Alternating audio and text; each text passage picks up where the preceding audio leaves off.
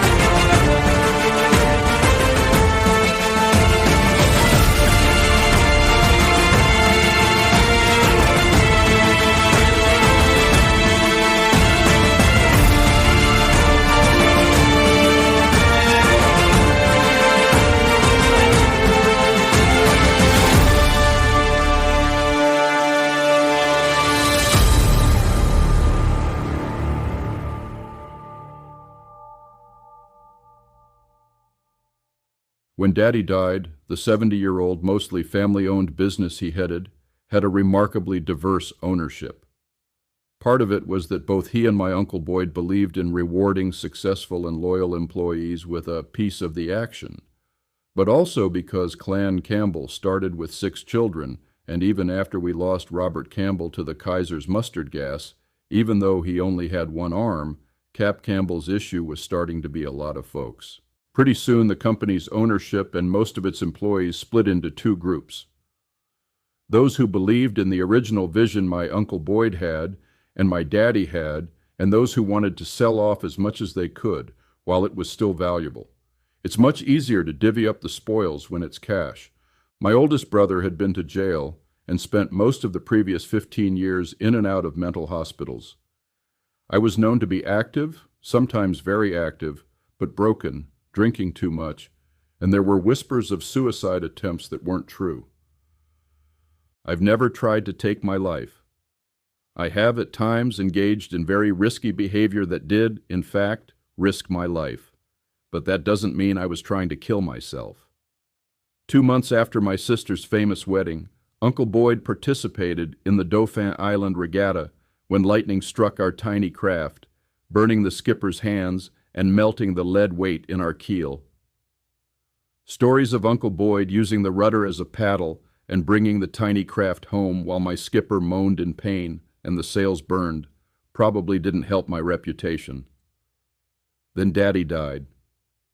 After Daddy died, a lot of people started to figure that Uncle Boyd was about to get a windfall. One tried to sell me a unit in the Barrington. 3 women who previously made it clear they had no interest in me decided maybe they did. One pissed me off because she already owed me thousands of dollars. When I pointed this out, she sued me for sexual harassment. I didn't want sex. I wanted her to leave me the fuck alone. The Pirates had a numerical advantage because the descendants of people my Uncle Boyd rewarded with company stock took their side, along with cousins I'd never actually met. Uncle Boyd, meaning me, not my actual uncle, was known to be a maverick, a slacker, and a dirty fighter. I wasn't somebody you'd bet on unless you were very, very loyal to my father. Brum Day said, "Boyd, I know you're worried about your career, but the bank needs somebody with some white hair to run the company." I had no hair, and I didn't want to run the company. I wanted to know the company was in good hands so that the people I always cared about would continue to have jobs, and Uncle Boyd, myself, could fuck off to California in an attempt to reinvent himself. In what was to come, I can't tell you if Brum was Team Boyd or not. The bank had millions tied up in this, and I had a crazy reputation, and a reputation for being crazy. I also had a reputation for dating the same girls Brum dated when he was in denial about how much he loved Barbara Reed. This business of denying true love is something I might know about too. On his deathbed, Brum begged Barbara to forgive him and marry him. She did. As the pirates gained power, they began breaking up and selling off my daddy's company and distributing the cash amongst themselves. They had, as far as I could see, no plan at all to keep the company growing or even save what we had. With Office Depot and Staples growing, it was a rough time to be in the office supply business, but the entire industry was looking to Jim Campbell for solutions he was providing, and despite my reputation, I was his wingman. Daddy believed I was brilliant. I didn't. Sometimes the little bird says I'm brilliant, to which I respond, "No, you're brilliant," which she is. Then, "Have a great day at work. Tell your mama that I love her." As ancient divisions of Mississippi School Supply Company were sold off, it became common for the people with jobs in those divisions to appeal to me for help, since the pirates made it pretty clear they didn't give a single shit for the people who devoted their lives to Mississippi School Supply. One young woman, a year older than I, who I'm sure had noticed me watching her — women always notice these things, at least some do — came to my office and closed the door herself. Uh-oh, I thought. She was a mother. She showed me photographs to prove how beautiful her babies were. She cried. She needed her job. She offered me her body if I would help her. It bothered me that this was something anybody would think of. I thought of myself as a gentleman. Maybe I wasn't. I denied myself actual love because I was leading a false life. My father said I was brilliant, but I was struggling. Every day was a struggle. I felt like there might be things I was actually good at and actually comfortable doing, but they weren't in Mississippi. I'm pretty sure I had a reputation with regards to joys of the flesh, and an equal reputation for not actually meaning it. Both were pretty accurate. A naked stranger can make it seem like your scars don't hurt for a few hours. Go back to your seat. I'm flattered. Honestly, I am. You're beautiful, but this is wrong. What's happening to you is also wrong. I'll do what I can. One of the pirates described me as disruptive and dangerous. He had no idea how right he was. I began making a list of who would stand by me in a fight. One of the pirates, a very distant cousin, knew my father had taken a chance on him when no one else would. He got a girl at Millsaps pregnant, and despite his lack of any meaningful promise, announced to her well-appointed Methodist father that they had to get married without asking her. They got married, and the child was stillborn. Not the greatest start in Mississippi business. Sensing my disappointment in him, he made the case that he was upside down financially. His growing family was forcing him to make poor financial decisions. He brought me 3 of his credit card statements to prove his point.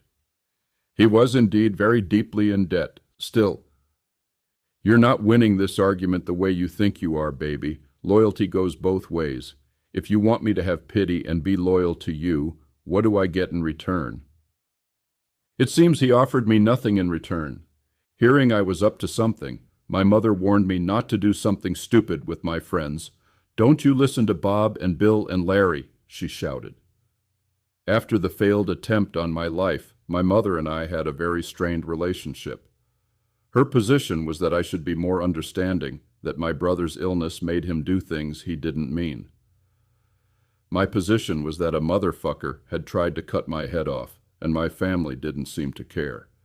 I agreed that it was the voices in his head trying to kill me, and not my brother, who did actually love me. But still, some motherfucker tried to kill me, even if he was a delusion created by his illness, and all I ever heard was, "Boyd, you need to be more understanding." The thing my mother didn't understand was that I wasn't conspiring with my friends to take down the pirates. I was conspiring with her friends. In another version of this story, I listed off the names of those who were on my side and those who were on the other side. Since that shocked some people, I've decided not to do that again. They're all dead now, and just like with my stories about the private school panic, I have no interest in changing anyone's opinion of their famous grandfather, whom they barely knew. When my mother found out who was actually on my team, she was concerned I would tear apart the social fabric of the people living in Eastover, and more importantly, of Galloway Memorial United Methodist Church. Methodists don't typically make the best pirates, but sometimes they try. Determined to rein me in, just like she had done when my brother tried to kill me, Mama called cousin Robert Wingate. I should point out that there was never a single moment when my mother didn't love me profoundly. She nearly died having me. She struggled against all odds to convince people that I wasn't retarded, and would eventually learn to read like the other kids. In the early 70s, retarded was still a word used to describe kids like me, although it was losing favor. Being a mother, she saw her job as protecting me, protecting all four of us. Trying to protect an adventure kid who didn't want to die, but wasn't afraid of death, wasn't such an easy job. It took me many years to separate out what Mama was trying to do with me from what was actually happening to me. As she lay dying in St. Dominic's, I said I forgave her, but it would still be a few years before I actually did. She did the best she could with me. I was a difficult child. I forgave my brother too. The madness that took him wasn't of him. It settled around him like the mustard gas mist that killed Robert Campbell in France a century before. Robert Wingate, my cousin, my idol and mentor, came to Jackson. "Hey, bud, let's have lunch." Oh shit, I knew my mother was against me. I knew that some of the most powerful men in Jackson were for me, even though Broom was firmly on the fence. I had left Robert out of it. He was Daddy's childhood idol, mine too. This lunch was make or break on Uncle Boyd's, myself, not my actual uncle, crazy plot. "Where do you eat lunch, the country club?" "Oh, hell no, let's meet at the Mayflower." The night shift at the Mayflower was notorious. I relished in it. The day shift was quaint and beautiful, like a Milos Forman film. One of the founding brothers ran it, and two of the waitresses were once mistresses of Andrew Jackson. They knew a lot about pie. My cousin Robert didn't like long conversations.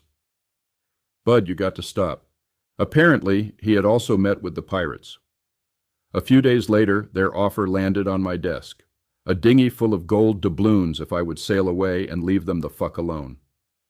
For decades, I moved the chess pieces in my mind, trying to decide who was loyal and who betrayed me. Some of the most powerful men in Mississippi were willing to stand behind me, not because they loved me, although they did, but because they loved my father. Others believed Boyd should see sense. Surely he knew he had a reputation for being massively reckless. I did know I was reckless. Most people live in fear of what happens to their lives. I never gave a shit about my own life. I was in it for the weak. I never asked to be strong. It settled around me like madness settled around my brother, and mustard gas settled around my Uncle Robert Campbell in France. But I would use strength to benefit those who had no champion. And sometimes do things I oughtn't, like eat Big Inez burgers, eat the worm when the bottle was empty, and climb to the top of the King Edward Hotel from the outside. The pirates won. It was time for me to move on, but I wasn't done. A Boyd Campbell is a reader-supported publication. To receive new posts and support my work, consider becoming a free or paid subscriber.